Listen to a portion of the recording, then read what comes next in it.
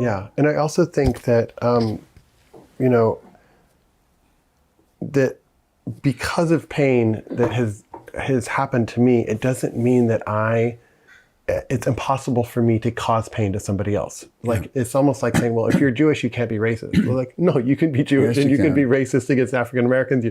Like, that we have multiple parts, right? And it's so easy to say, no, I'm just this one. And I think what humanity potentially is being asked for now, as hard as it is to see, wow, I have all these different parts in me. Yes, of course I'm this, and I have capacities to do this. Which takes me back to the Old Testament, or what we call the Tanakh, or the Torah, the 5 books of Moses. Yeah. And for me, that's one of the more difficult things. If I'm in an argument with my partner, I want to think I'm the right one, and she shouldn't dislike me or hate me or be upset with me. And it's so hard to stop and say, let me understand her perspective. Yeah. Let me stop for a moment and see why she's upset with me. Yeah. And I wish that there was a way that I could also better understand the sensitivity of some of the Israeli community right now because of that. Like, don't criticize us. Like, anything that criticizes us is not allowed. I was like, help me understand, because I do feel like that's not really what they want. And I do feel like we are all part of the problem. We're all part of the solution. And how do we move forward in a way that leads us to the world that is better for the whole generation of kids that are to come? And I don't think we're doing it in the best way possible.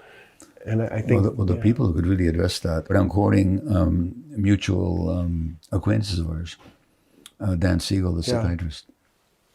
He'll point out, and Stephen Porges, another psychologist, and they'll point out that at times of pressure and fear, our perspective narrows. Mm-hmm. And the part of our brain that takes over is more the fear-based and defensive-based, flight or fight. So we lose the governance of our prefrontal cortex, which is capable of taking a broader view. Yeah. So on the time, and oh boy, let me tell you, this is an Israeli friend of mine who I quoted before. She contacted me, and she's the one with the daughter, and they live in the north of Israel, where as a result of recent events, people, they've decided to evacuate some communities owing to a threat of further violence, not just in the south, but also in the north of Israel. And she writes to me, very honestly, she says, "Dear Gabor, I really appreciate the things you wrote. The days here are unbearable. We moved in with friends because we live in an unprotected ground floor, surrounded by a garden so beautiful usually, but home no longer feels like a safe place for millions right now." And she's talking about Israelis. Yeah. She's well aware, by the way, of the Palestinian situation. Yeah. But she's describing her own situation. Yeah. The rest of the time, I work at a mental health center, and we collapse under the referrals and the meetings and the frantic courses we take to treat ongoing trauma. She says, I'm exhausted, she writes. And she says, and I wrote her some words of support, and she says, the things you wrote are beautiful, but perspective expands when people are not under physical threat. Right now, and I feel under physical threat, and so do those close to me, and my point of view is very narrow. Wow. Now that's a very honest statement. Yeah. She's making no apology. Yeah. She's not taking a political stance. Yeah. She's saying right now my perspective is very narrow. Yeah. She doesn't want to identify with that narrow perspective, but she understands that under the pressure, that's what happens. Now, most people are not that self-aware. Yeah. As Dan and Stephen would point out, people's perspective narrow. Of course. And it becomes subsumed in group identification and thoughts of revenge and thought of hurting the other. Yeah. That just, you know the Jewish holiday, Passover, which celebrates the, whether historical or mythical, liberation of Jews from Egyptian slavery. Mitzrayim, the word for Hebrew. So the Hebrew word for Egypt, Mitzrayim, you know what it means? It means a narrow place. So under threat, Yeah. or when we perceive us under a threat, we go into this narrow place. Yeah. That's a place of slavery. Yeah. Where we're enslaved to our unconscious. Yeah. Where we're governed by our emotions. Yeah. And where the heart closes down. And, oh my God, yeah. if there was ever a time to actually people to open their hearts, yeah.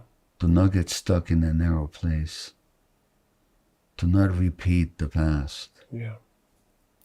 to not to perceive themselves only as victims, but in relationship with the other, yeah.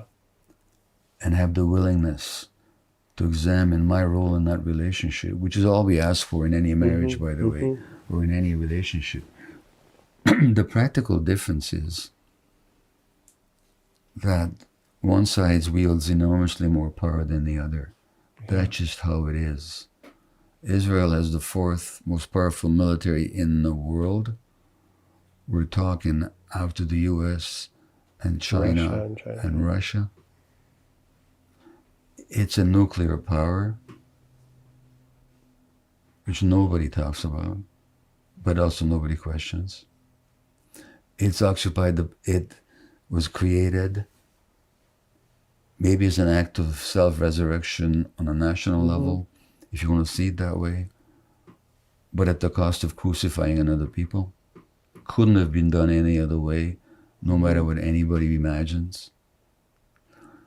An occupation that's been going on now for over 50 years, where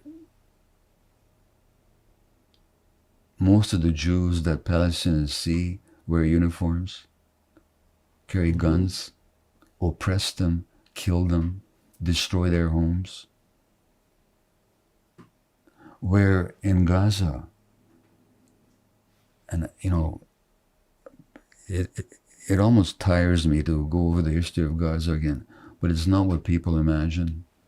It's not this, Israel didn't leave Gaza, they just moved to the outskirts of it, and they've maintained the concentration camp. The Gazans have no freedom to move, no freedom to import, to export, no freedom to control what comes into their land. They can't fish in their own sea. They're surveyed. They're bombed regularly. Hundreds of their children are being killed on a regular basis, over and over and over and over again. And these are people who can look across the barbed wire and look at the fields that their forebears used to till. We can open our, we can open our hearts. Yeah, we can open our hearts. So what's their experience like? And the only Jews they see are snipers and tanks carrying the Jewish flag, the Star of David. Even if they hate Jews. And by the way, when I was there, and other people can tell you this, including Israelis who visited there, most Palestinians don't hate Jews. Some do. But even those who do, can I equate them with the anti-Semites of Eastern Europe? The Jews never hurt anybody in Europe. They were simply the victims of race hatred. But when the only Jews you see shoot you when you demonstrate peacefully, which is what happened in Gaza over and over again, the world didn't pay attention, but Gazans would march up to the barrier with flags and without weapons, and their medical workers would be shot by snipers. This happened for years. The press barely paid attention. So that's the only Jews they see. Could we maybe understand, not agree with, not justify, but could we understand that those are the only Jews they see? Some of them might hate Jews. And that we don't have to identify that hatred of Jews with the entire population. First of all, with the entire population, and number two, with the ancient race hatred of Jews that they experienced in Europe. And that to create a livable region in that area, I feel for all the Israelis now that live in fear, right? And I feel for the Palestinians that live in fear.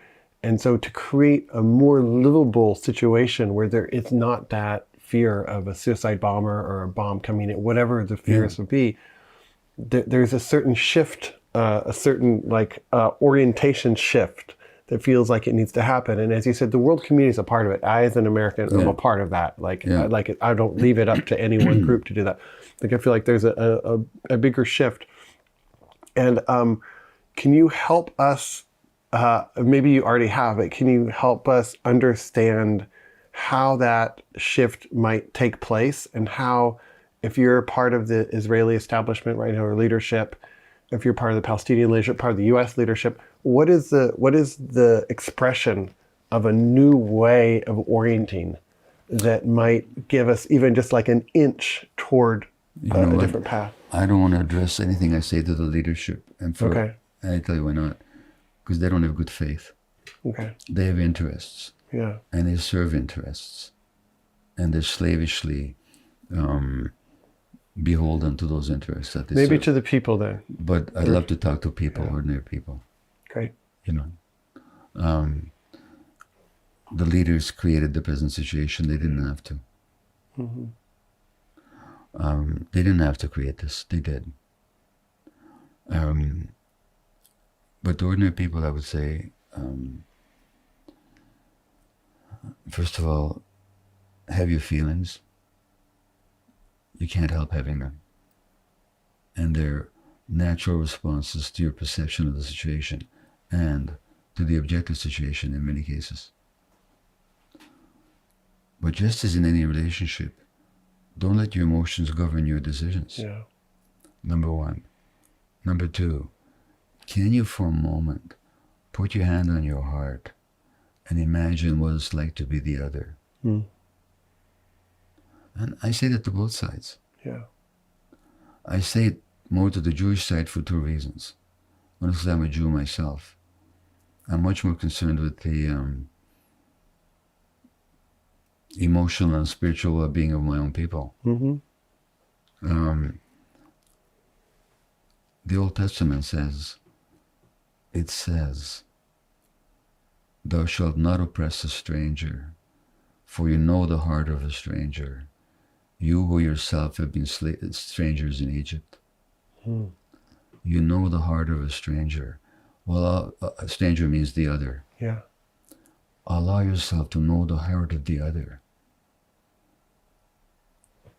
Our own scriptures tell us so. You know? Yeah. Be interested in their experience. You don't have to agree with their interpretation of the experience, but at least know what their experience was and know why they see things the way they do. That Eretz Havatala, the land of milk and honey, it could be. Yeah. It actually could be. And there be many other places in the world where there's been tremendous hatred and now there's peace. There's lots of other places where there's been tremendous hatred and still is, unfortunately. Israel is not unique in that sense. Palestine, Israel, is not a unique dynamic.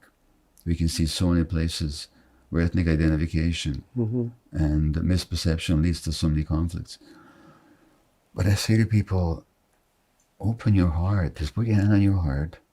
Imagine for a moment what it's like to be the other. Just for a moment. And have some curiosity. I talked about history as not being what happened, but in its original Greek meaning as an inquiry, as an investigation. Do it. The evidence exists.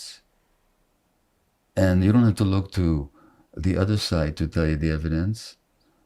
Look at the courageous and conscientious historians and journalists on your side who have looked at the truth, documented it, published it, and spoken about it.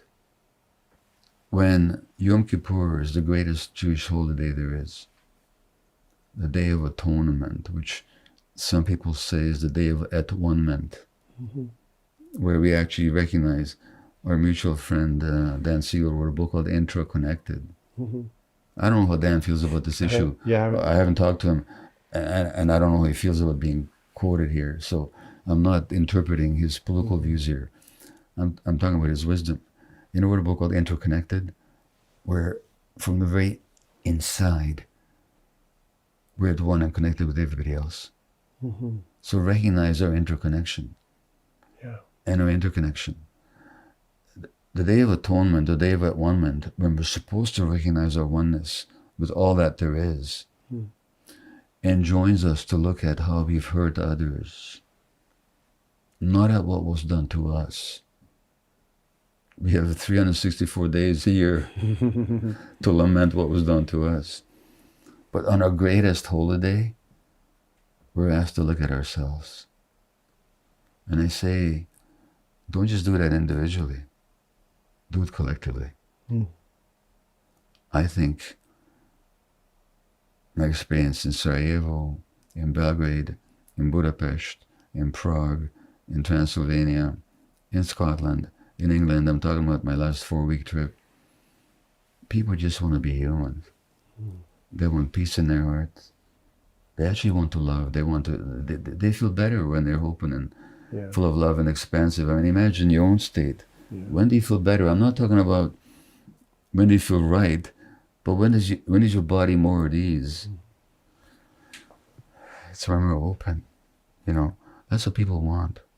So allow yourself that state, and in that state, recognize the emotions that you have.